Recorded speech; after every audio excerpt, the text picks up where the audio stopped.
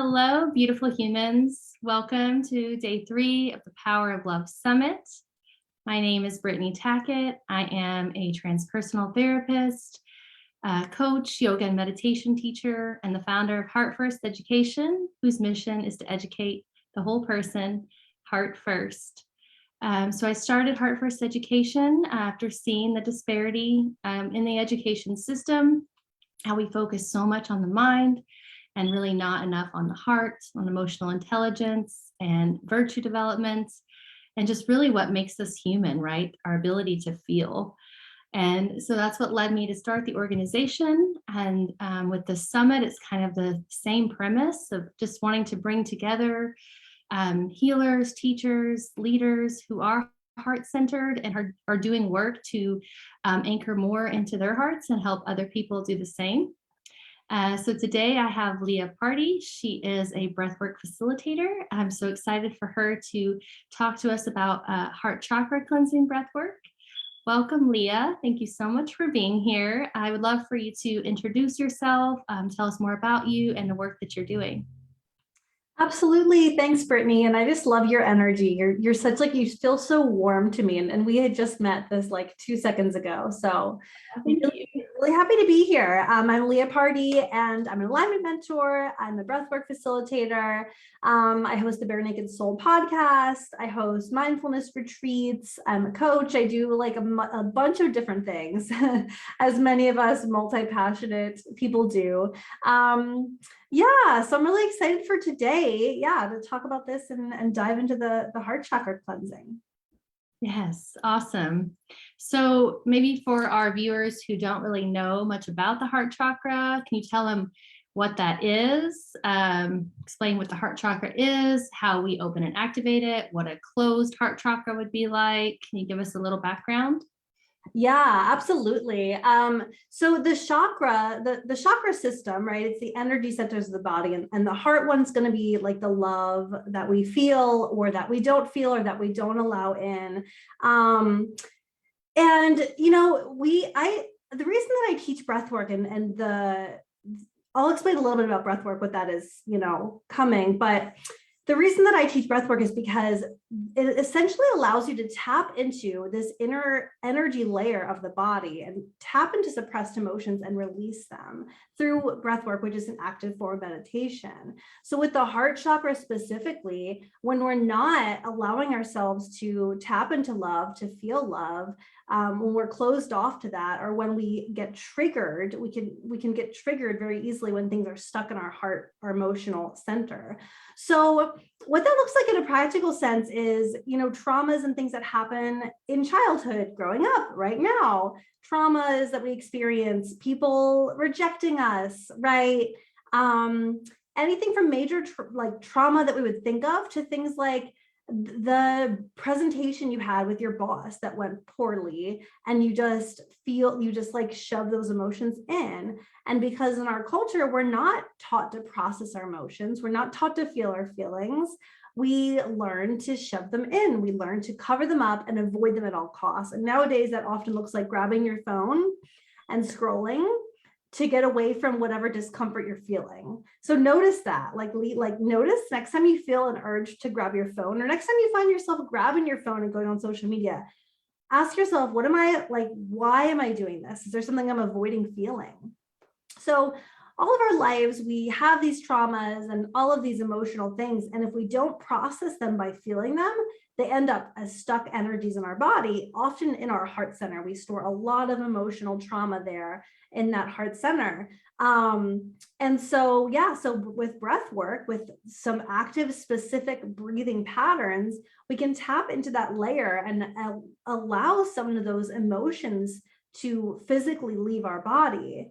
And some of the scientific part of how that all happens is neuropeptides. It's thought turned into matter in our body. So it's those experiences that we have that turn into, actually through a chemical reaction, they end up in our body physically. So there's like a whole science explanation to this. It's not just some like woo-woo thing. And so we have all of that stuck in our heart center, and then we experience a trigger. Somebody says something to you and you think, why did that make me so angry when I saw that happen, or I read that text, or we get these triggers and we get so upset about things, and it doesn't seem explainable. What's because it's triggering something in us. It's literally poking at these stuck emotions in our heart center and like agitating them, and they flare up. Those same emotions come back up, and if we don't feel them, then they go right back down for the next trigger. So feeling our emotions is a really good way to cleanse the heart chakra, letting ourselves experience these. And when we have a trigger and it comes up, getting behind it, observing it, saying, what am I feeling right now? Okay, I'm feeling anger, I'm feeling resentful, and then just experiencing it, letting go of thought, letting go of trying to explain it, but experiencing it to process it and let it out. And then breathwork is just another tool that we can use to go into that layer of us through the breath work, release some of that without having to re-experience it, which is really the cool part about it. But yeah, and I do have a specific exercise, if I don't know if you want to get into that, but I do have like a short breathing exercise we can do for heart chakra cleansing too. Yeah, I would love to. Awesome. So if you're watching this and it's safe for you to do so, when you have a moment here, we'll just gently close our eyes. We can just be in a comfortable seated position, starting to just gently let go, taking some slow, calm breaths.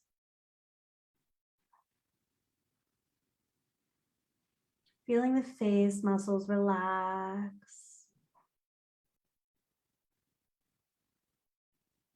Feeling the shoulders melt down. Relaxing the stomach.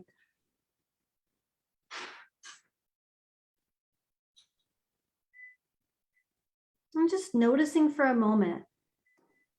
Noticing your heart center, your heart chakra. As if you're just looking into it, you're gazing into it, noticing what's there.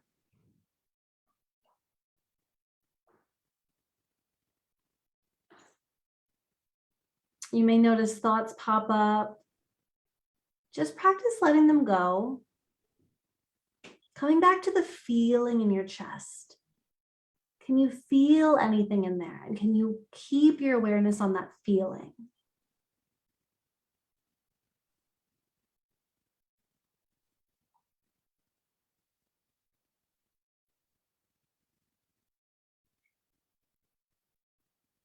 Noticing that whatever's there is just part of the human experience. It's okay for us to feel what's there. It's safe for us to feel it.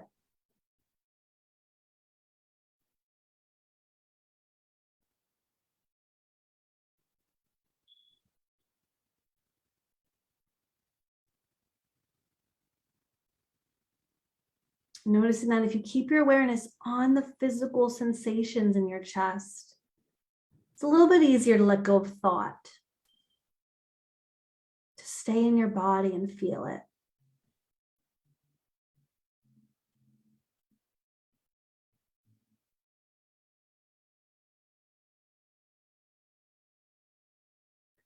Breathing in slow and deep, feeling your belly expand with air very slowly. And then pulling it up into your chest expands open and let it out through the mouth. Ah. Breathing in through the nose, filling the belly, expanding through that heart center, opening it up and letting it out through the mouth. Ah.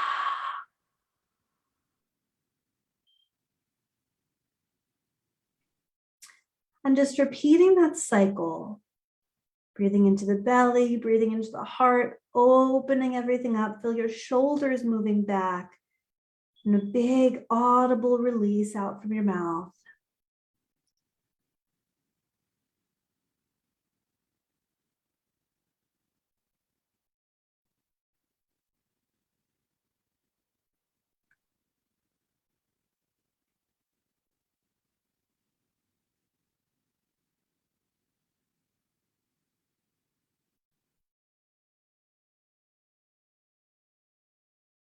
Feeling yourself let go with each exhale. knowing you're releasing stuck energy from the heart. When you peel it open, you're letting out emotions that have been stuck there, freeing them with each exhale.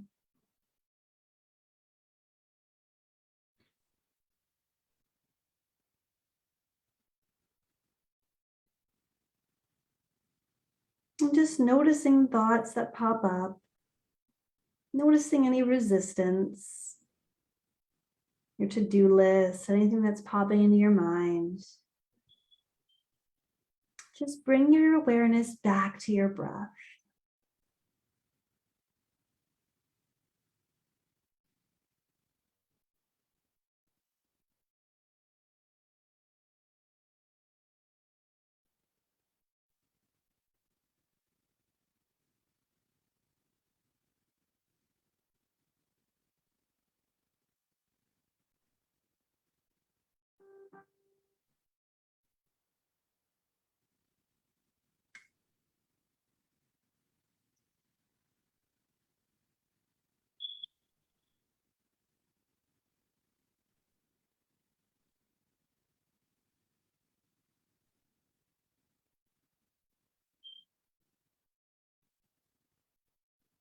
Letting go of this breathing. And just breathing in and out through the nose, very soft and gentle.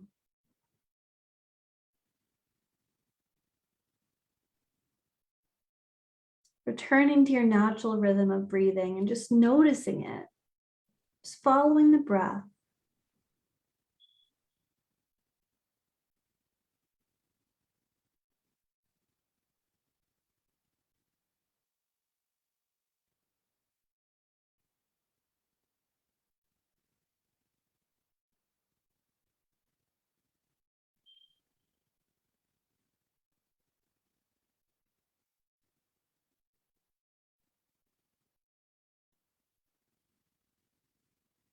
Whenever you're ready, you can open up your eyes and come back to this video.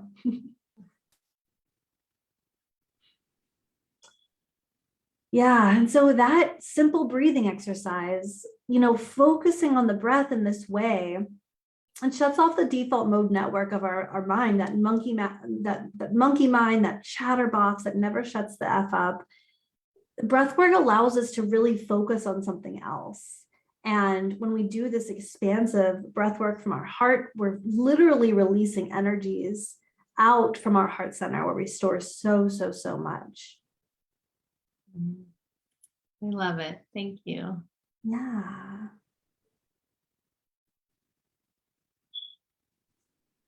Now with the breath work, do you have multiple different breaths that you are using for different things? Especially in terms of the heart, or do you stick to the slow, deep breathing, which I actually do a similar breath called the heart coherence breath. So I think that breath is really lovely to balance our nervous system and like bring the heart and brain into that coherent state. But I'm curious if you have any other breaths that you use in your work with clients for the heart chakra. Well, I wouldn't say necessarily just for the heart chakra, but with the kind of one of the most specific types of breath work that I do is conscious connected breath work. And that's the kind where you're laying down, it's like 20 to 30 minutes of a circular breathing, and it really shifts your consciousness. It really helps you enter at like a more of a subconscious level. And we store all of that trauma in our body, and it helps us to really pull it out. Many of that is in the heart chakra. But it's really, we could store emotional pain in our hips and different areas. And when we do the conscious connected breath work, sometimes you'll feel that. You literally will feel tingling in those areas. So it accesses a lot of different things, but that's one of the really deeply healing types of breath work that I highly recommend for, everybody, but especially if you know that you have a lot of buildup of those emotions, and you need to like relax your nervous system. Yeah, it's really powerful for that. Awesome. And what would you say to our viewers as far as the heart chakra, other ways to heal and cleanse, activate? I don't really have anything other specific practices for that. I'm a big believer that, the present moment holds so much power, really getting ourselves out of our thoughts. Yeah. Our thoughts are what really cause us to move into our emotions.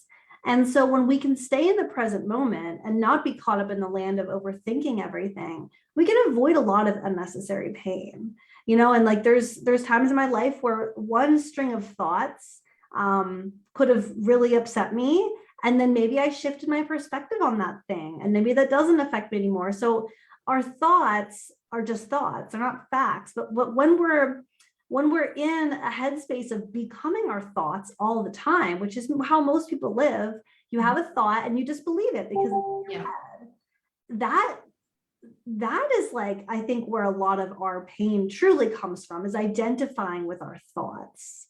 So I really teach that a lot of this can be avoided if we remain present and practice mindfulness and practice, taking breaks throughout the day to just breathe, bring yourself back to the here and now, take some slow breaths, look around and let go of thought, like meditation, but it can be throughout the day. Because when we don't identify with our thoughts, we don't need to get wrapped up in the world of what could happen tomorrow and what happened in the past. And, oh my gosh, this shouldn't have happened to me. This shouldn't be happening right now. It's I love Eckhart Tolle. And one thing that I think it's in the book, Power of Now, he says, look at this moment right here, right now, and tell me what your problems are. Generally, it's okay, well, my problems are things that might happen in the future or might not happen in the future, right? We're so wrapped up in the future, which hasn't happened yet, may never occur. And we cause ourselves so much pain from that. And if we can just allow ourselves to remain present and stay in the moment, we can avoid so much of all of that nonsense. Absolutely. Most of the time, the present moment, everything's fine. There's no immediate danger or stress or any of that, but it's our thoughts about it and us thinking about the future or maybe the past that is pulling us away from, the beauty that's present in the moment. Exactly. Yeah. And if we're, something that I'm always coming back to, because I have had to relearn this so many times, is we tend to put our happiness in the future, right? And that can look like hope. That can look like, oh, once this happens, well, then everything will be fine. And I just need this to happen and then I'll be happy. And we're chasing and chasing and chasing this future moment. And when that moment comes, we don't enjoy it because we're still not present. We're living still in the future. We still need this other thing to happen. And then once that happens, I'll be complete and whole and happy. And I've had so many times in my life where I just needed this thing to happen. In a blink of an eye, I'm just on to wanting something else. It's insane. Mm-hmm. And I think you can't end that cycle. It's called the hedonic treadmill. It's the speed at which humans move on to the next thing, good or bad, right? We move on to things so quickly. And the only way to hop off that treadmill is to focus on the present moment, come back to the here and now, remind yourself that I'm okay. Right now, I'm okay. Yes, I may have gotten a stressful email 5 minutes ago.